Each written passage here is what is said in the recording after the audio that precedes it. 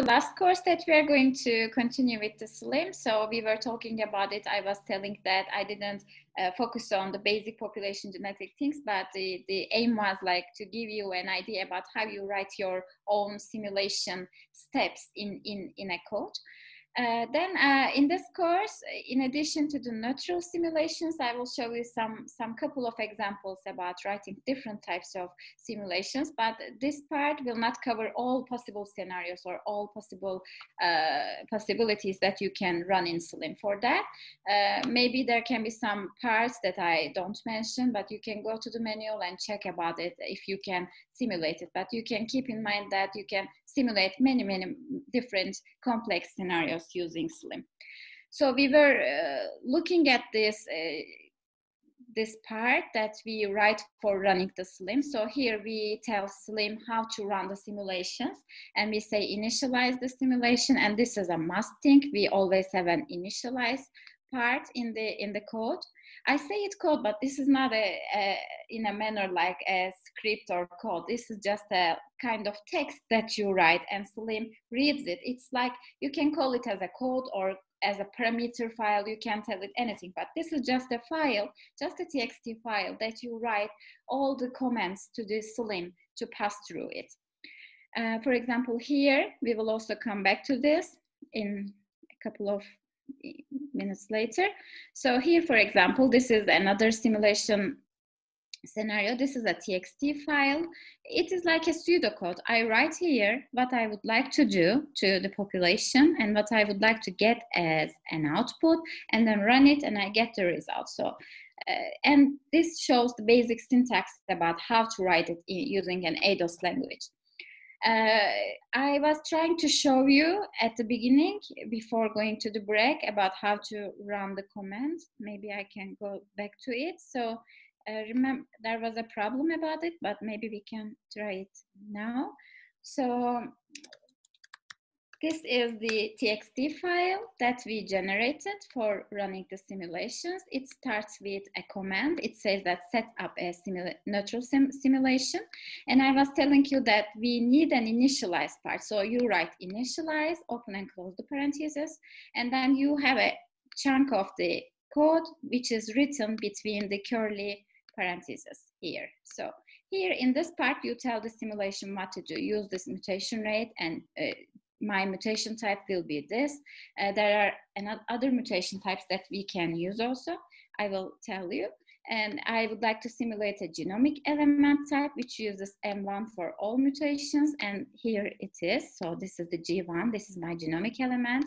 And then I will use the mutation type that I described here in this genomic element. And then my chromosome of length. So I say here chromosome, but it is not a proper chromosome. Just the length of the sequence is 100 kb. Here you say that G1 genomic element should be start at position 0, and it should end at the position of 100 kb. And then this is the recombination rate that you give. We were also talking about at the beginning how to give the recombination model to the SLIM in the first class. Then after initializing the simulation, you say that I would like to create a population of 500 individuals, for example. This is just a comment. The SLIM ignores this. This is like a this is just a comment. So after this comment, we start it. Always when you start the simulation at the first generation, you write first. So this is the 1. For starting it at the first generation, you write 1 here. And after writing the number of generation, you open and close the parentheses and write whatever you would like to do at the first generation. Here, I would like to produce a subpopulation, which I will give a name as P1, and this population will consist of 500 individuals. Then I have another comment saying that I will run the simulation to the generation of 10,000. And what I was going to tell you before the break was that if I don't write this part, like at the 10,000 generation, as a late event, give me an output of the simulation. If I just remove this part, and then if I run the SLIM in this way, like SLIM and test.txt, So it will run the simulation, but since I didn't ask for the output, I will not get any output. Simulation was run, but there isn't any result that I get from it. This is useful at some point because normally while running thousands of times of simulations, you don't want to have output for everything. So you can just run the simulation and then calculate the summary statistics on the simulated data. But if you would like to produce an output, then what you do is go to the txt file again. And what you do here is to write something like that. Here, if you write that, finish the simulation at the generation of 10,000. And then as a late event, you need to define late here and then give me an output for this simulation. And if you run it like this, then it will run the simulation and give you an output for the simulation. So here, if you go back to the upper part, it will be individuals and mutations. So here we have the mutations.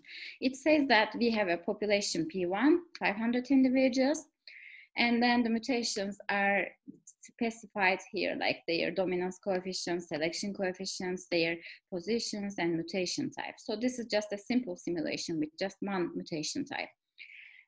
This is a kind of output that Slim produces, but there are multiple different ways of writing the output. You can write your variant files. If you are working with genomic data, you can be aware about the VCF files that store the genomic information for the variants. You can output your simulation results even in the VCF file format. So this is the thing that we were talking before the break. So this is a kind of neutral simulation. And if we go to this part, again, we are having another neutral simulation, but I would like to show you another aspect of SLIM. Here, what you do is doing a nucleotide-based simulation. In that one, you didn't produce nucleotides. You just generate the genetic variation under the defined parameters, under the defined mutation rate, recombination rate, and the mutation type, like a neutral mutation with a low selection coefficient. In this part, again, we are producing a nucleotide, we are producing mutation, we are producing genetic variation, but this simulation is nucleotide based, which means that you simulate the nucleotides and then your genetic variation is also in a nucleotide based manner. For that purpose, what you can do is first giving SLIM, in the second class I was telling you about it, giving SLIM a sequence like ancestral sequence, and you can generate the ancestral sequence using random nucleotides function. When you say random nucleotides and open and close the parentheses, you need to write a number here. For example, if you would like to generate 10 random nucleotides, then write here 10. If you would like to generate 20 random nucleotides, then write 20, or 100,000. You can write any number. So this one is a number. But instead of writing a number here, because you can change the constants while running this simulation code, you can define the constants at the beginning of the initialized segment. So if you write like define constant, and then my constant will be L, and this L is 1 million. So you write the number here. Then this constant, this L, will be used here in this part of the code. And to run the nucleotide-based simulation, what you do is to tell SLIM to use a nucleotide-based option. So if you go back to here, we don't have any command like this while not simulating the nucleotide-based sequences. But if you are simulating nucleotide-based, you need to tell SLIM that initialize SLIM options and then open and close the parentheses and say nucleotide-based equals to true. So this will be a nucleotide-based simulation. And then I will use this constant here to initialize ancestral nucleotides by using random nucleotides. This is a kind of function. If you're familiar with like R or Python, you can know that. So here, this is a function that generates random nucleotides. You write random nucleotides, open and close the parentheses, write number, and then it gives you, for example, here it gives you 50 different nucleotides, and this will be your ancestral sequence. Again, while writing the mutation type, if you check this part. If this is not, this is a non-nucleotide based simulation, then you just write initialize mutation type. But if it is a nucleotide based, you write initialize mutation type nuc. So this is the difference while defining the mutations that you will use in your simulation. And again, one other difference is that normally I was telling you that you use an overall mutation rate for your simulation by saying that initialize mutation rate. So this rate is telling Slim that with this rate, add mutations randomly to my sequence that to my sequence that you will generate. But here, since we are running a nucleotide-based simulation, then we don't need a general mutation rate because the mutation rate can change based on the substitutions. And at this point, what we do is that initializing a genomic element type and giving a mutation rate here using a mutation matrix. This is one of the basic mutational matrices. It is Jukes counter based. It means that, so 0 is nucleotide A, 1 is nucleotide C, 2 is nucleotide G, and 3 equals to nucleotide T. And then here you see that the rate of the mutations, if there is A to A change, or for example, C to A change, and then G to A change. But here, since this is Jukes counter model, all the mutation rates for all substitutions are equal, like this. And after you define this, after you give this mutation rate to genomic element type, what you do is like initializing genomic elements. So if you remember from the previous slide, what we were doing, initializing a genomic element, saying that, yes, I will going to simulate this genomic element G1, and its length is between 0 and 100 kb. But if you come back to here, since we already gave a constant, so since we already defined a constant here, then you can just write it like 0 and L minus 1. So you give the length of the sequence by using a constant here. So if you write here like L and here 100, then it will be like 100 nucleotide long sequence. And then we have a recombination rate. This is the same with the previous one and this one. After finishing this initializing chunk, what we do is writing generation 1 and generate a subpopulation with 500 individuals. Here, what we do is like at the 2000 generation as a late event, give me the fixed mutations as output. In that one, for example, we were writing the output as full variations, but here there is another option like getting just the fixed mutations from it. So there are different options. It depends on what you write in your code chunk. And this is another way of running the neutral simulation, which is a nucleotide based. But here in this code, for example, the difference is that if you go back to here, we say that we will generate a nucleotide sequence in this length, and we will generate it using the random nucleotides function. But in Slim, there is another option that you can just input a FASTA file to the simulation using again defining a constant, saying that it will be L, and this L will be read from the FASTA file that I give to the program. You can also then start your simulation from an ancestral sequence that you use as an input in the FASTA file. And if your FASTA file has multiple lines like chromosome 1, chromosome 2, the program will just use the first line. This is the thing that you need to consider also while running the simulation. And here the genomic element type, again, since this is a nucleotide-based simulation, we are using another mutation rate matrix. This is the Kimura matrix, not this one. And the genomic element is same and recombination rate is same. And after that, at the 2000 stage, we are writing the output. So if you understand this pattern, if you understand this structure, like initialize, open and close the curly parentheses, write the initializing parameters, and then write the generation that you would like to produce, generation 1. You can do anything. So you can expand it, you can write loops, for loops, you can turn everything inside of the loops in this part. So this is the simple structure that you need to consider while writing your simulation scenario. Here, I would like to mention about a little bit the genomic element types, because here, for example, we were producing a genomic element and we were using the mutation M1, a kind of mutation that is neutral in this genomic segment. But at the same time, you can produce multiple different types of mutations on multiple different parts of genome. So you can simulate exons, introns, or non-coding regions. And depending on that, you can simulate like non-code synonymous mutations, deleterious mutations, beneficial mutations, neutral mutations. Everything is possible. And in that part, how do you do that? This is the way that you that you simulate the mutation types. For example, here, this is the mutation type 1, M1, M2, M3, M4. Here we see a different thing. In the previous one, we were just dealing with one mutation type. This was just a neutral mutation, and we were saying that, hey, add those mutations with this rate to the sequences randomly.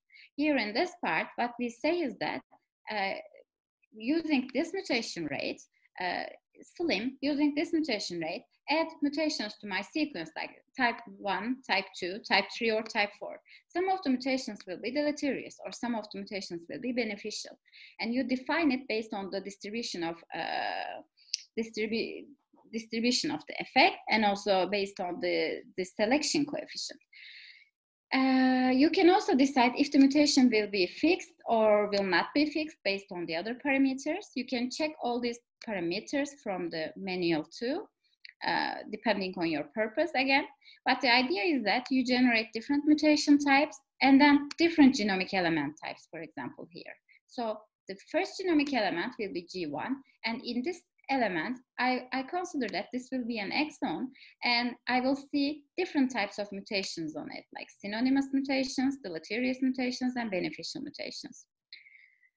And these are the frequencies of the mutations that I expect on this part. And here what we see is that genome 2, like genomic element 2, this will be an intron, and since it is an intron, I will only add the mutations like the non-coding mutations and also the deleterious mutations to that one.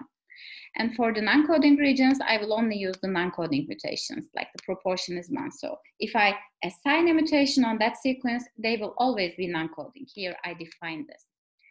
And then initialize the genomic element type and recombination rate. It is always same.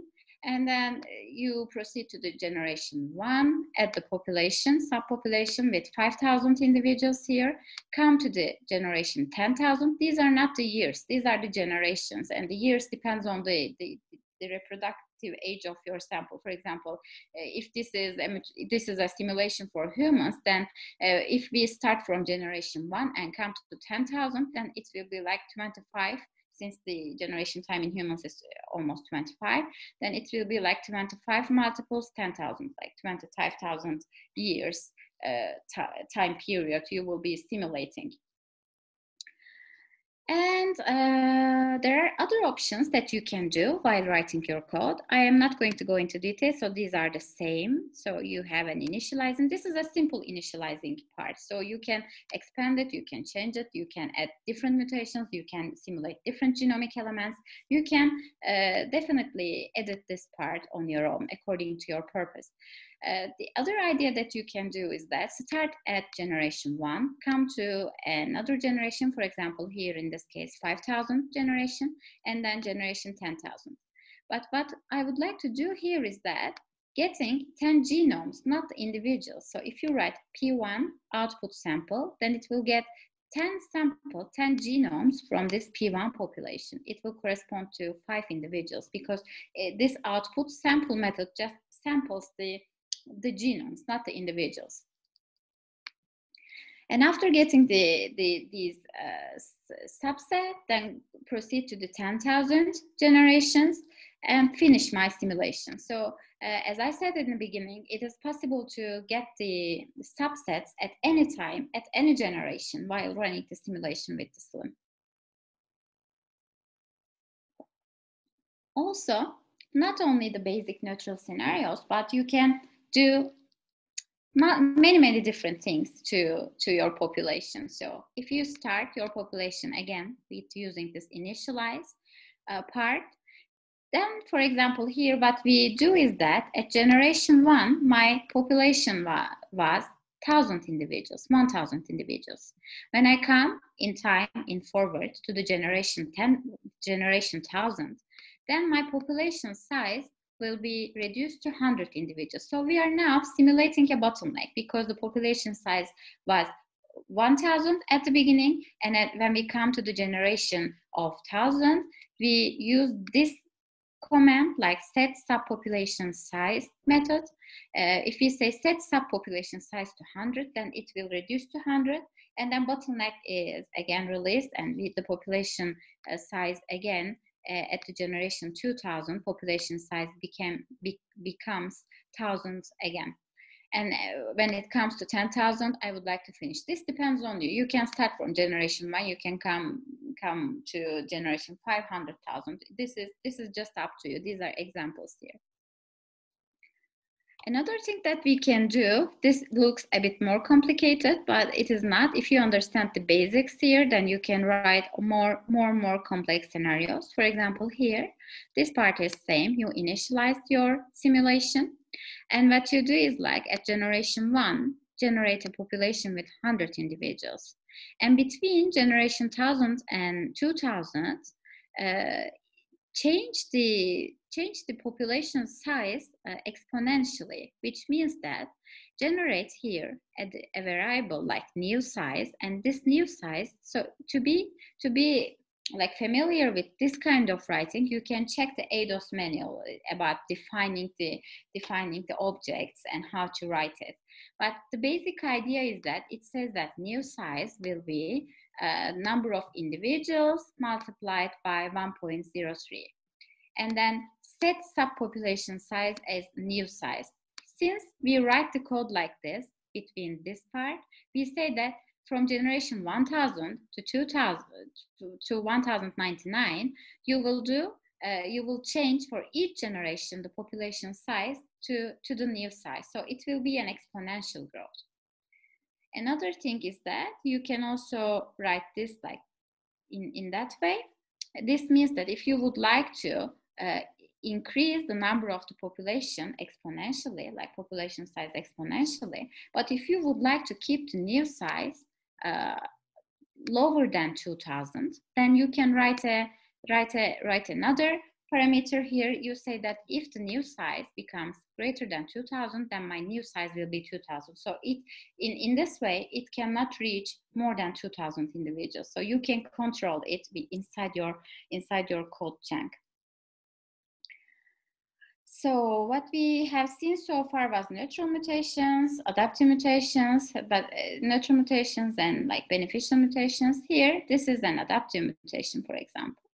How do we do that? Normally, the idea is that you give a mutation rate here, and Slim runs and adds mutations randomly based on this mutation rate to the sequence. But you can also introduce new mutations, like new adaptive mutations, for example. Here, I need to define the mutation. And as I said before, at the same position, both kind of mutations can also occur.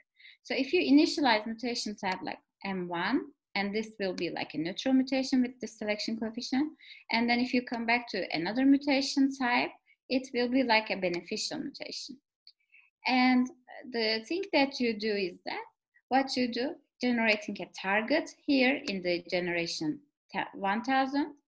To generate the target, you get a sample from 500 individual subpopulation. Just get one sample from this population and add new mutations, which is typed as M2 that you define here, to this target that you define here. So the idea is simple. So first, start the population at generation 1. This will be a subpopulation with 500 individuals.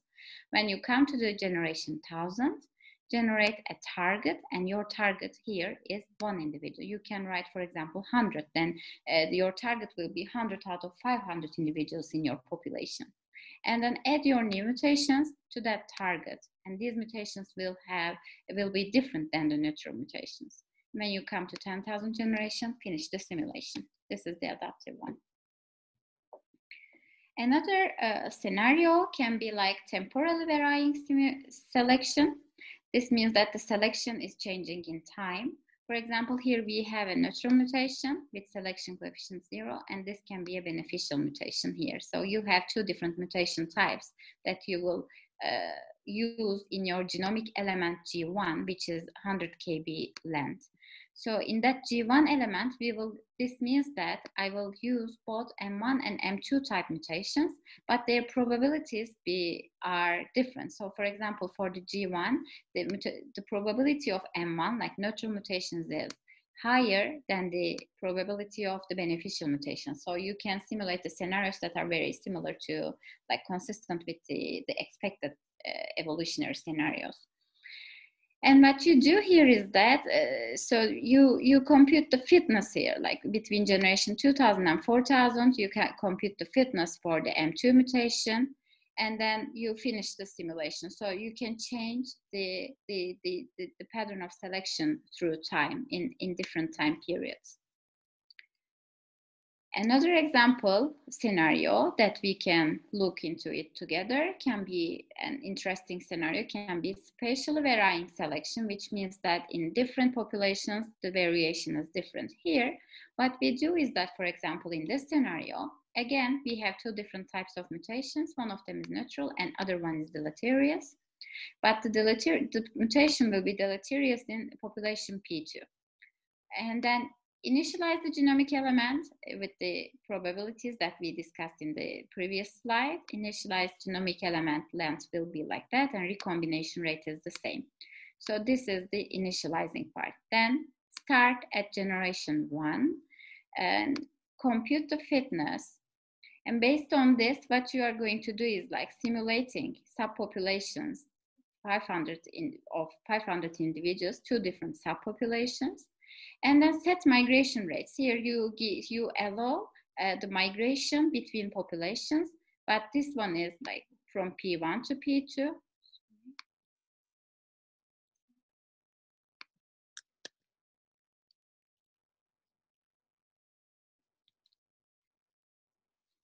And then you can specify the migration from P2 population to P1. This one is another example, for example, that gives you an idea about what you can do with SLIM. So you're familiar with this part, and so you know that you initialize mutation rate, and here you have neutral mutations, and here you have balancing mutations. And you will use all mutations in your genomic element with this mutation rate. And then your genomic element will be here, like G1, and this is the recombination rate. So start the subpopulation with 500 individuals. When you come to 10,000 generation, finish the simulation and compute the fitness for M2 type of mutation.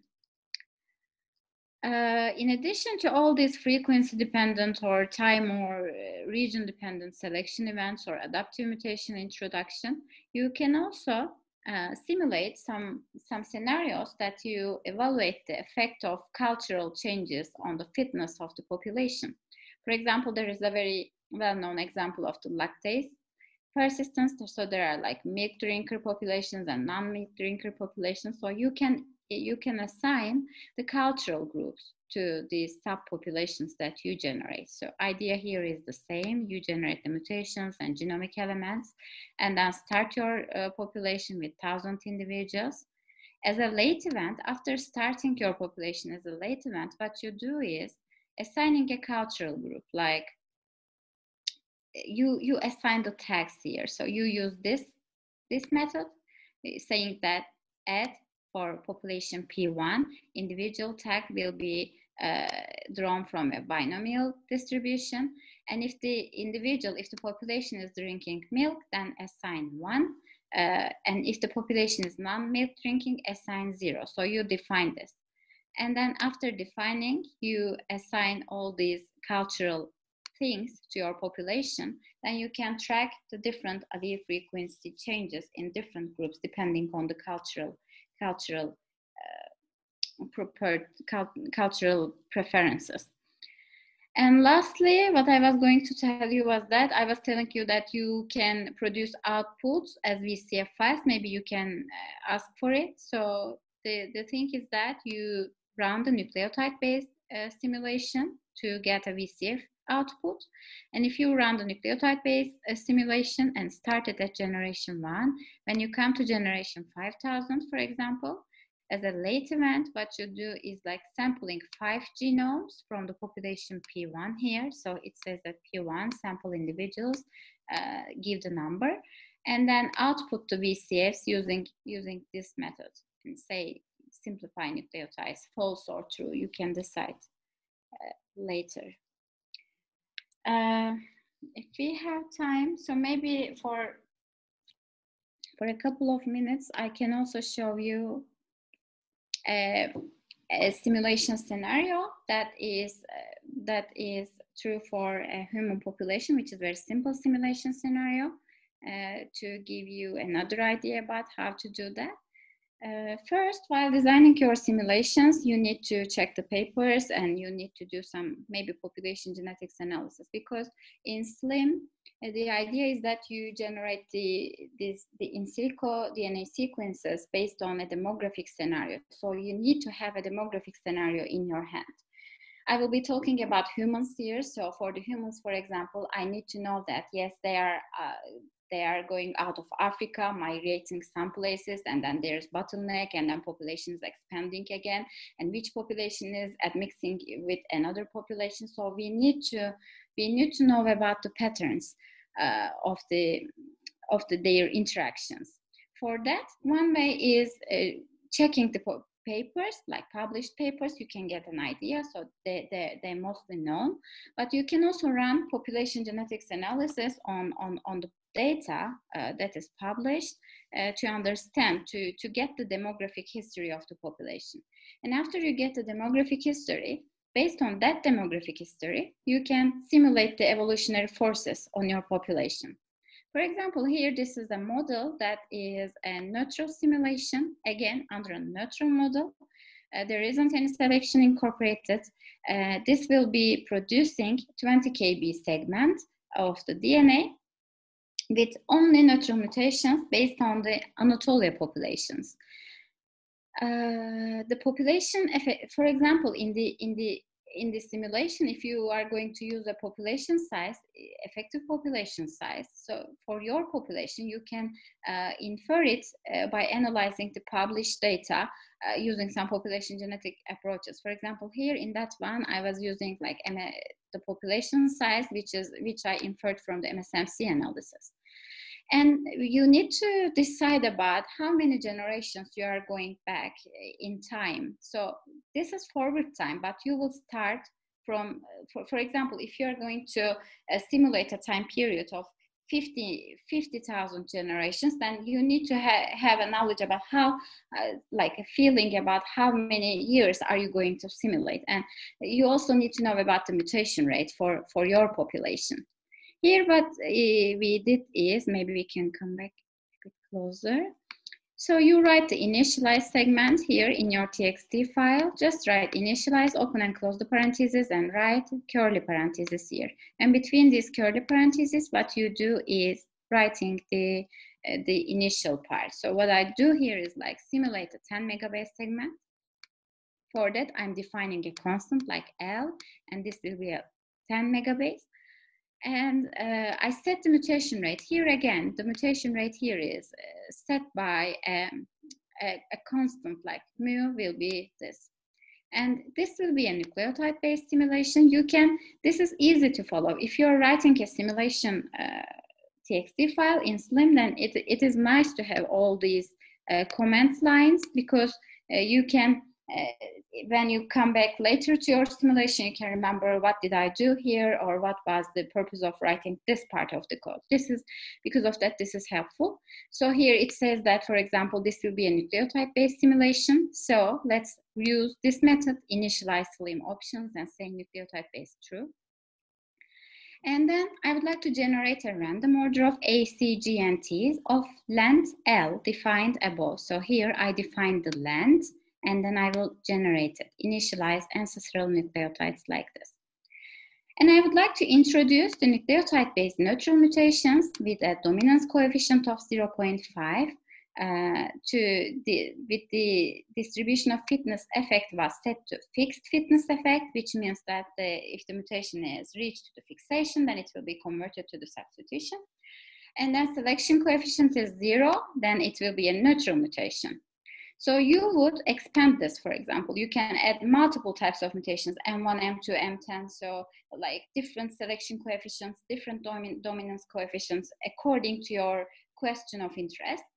And then generate a genomic element type. Since this is a nucleotide-based simulation, then I don't give a normal mutation. So this is not necessary. So here we write this mutation rate, but this is not legal to use this here because the mutation rate will be used from this part. And then the recombination rate is like this. So start the population production in your simulation. So the idea of the population sizes are coming from the previous publications, and the distinctions, like the separation between the populations, are also coming from the previous knowledge about the human populations from publications.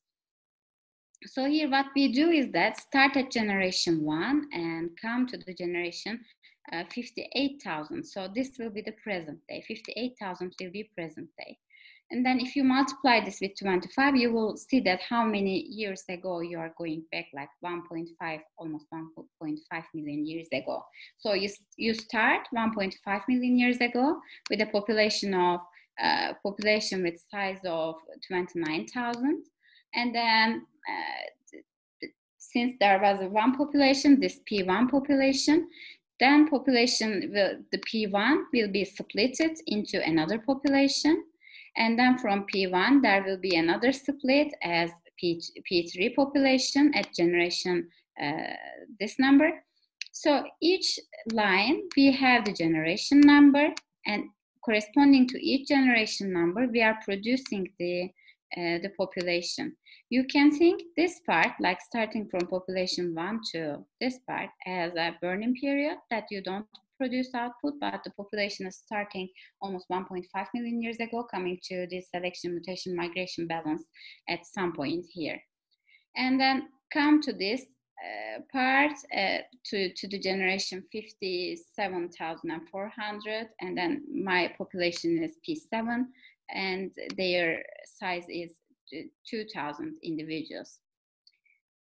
What I do here is that if the generation, so if I would like to get the outputs from different generations, like from different time points, if I get the output, for example, here from generation 57,600, 57,800, and 58,000, then what I do is that writing like that, if those generations are equal to the ones that I would like to get the subset, output my VCF with randomly selected 1,000 individuals and simplify nucleotides for this simulation. So if I run this will generate 3 different output files, 3 different VCF files with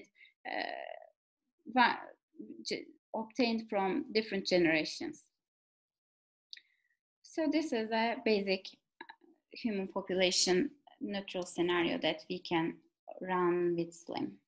This was the end of my course. So I can get your questions. So we have a question in the chat. I don't know if you will need your slides, but what is the difference between MM-Kimura and MM-Jukes-Cantor? So they are just different types of population, like different types of methods that you generate the mutation rates. So the Kimura and the Jukes-Cantor are generating the mutation rates in a different way. It depends on your study choice. So. All right, you can write your questions in the chat box. And meanwhile, I have a question actually with the PCA part. Are you using IgenSoft for PCA, or do you use like R packets? What do you prefer?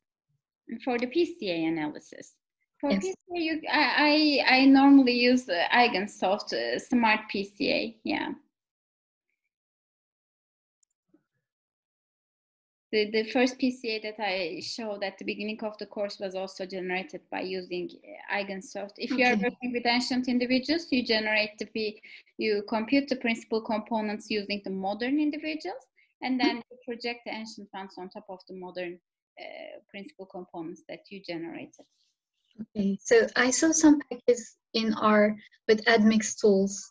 You know, it was generating a simulation kind of PCA, so it was also interesting, but I don't know, it was too slow, so I wanted to ask. Thank you so much. You're welcome. Are there any contributions or comments or questions? Did you like the course? Was that helpful or just I don't know? Let me know. It was so helpful and it was so easy to follow. Thank you for that. It was so informative and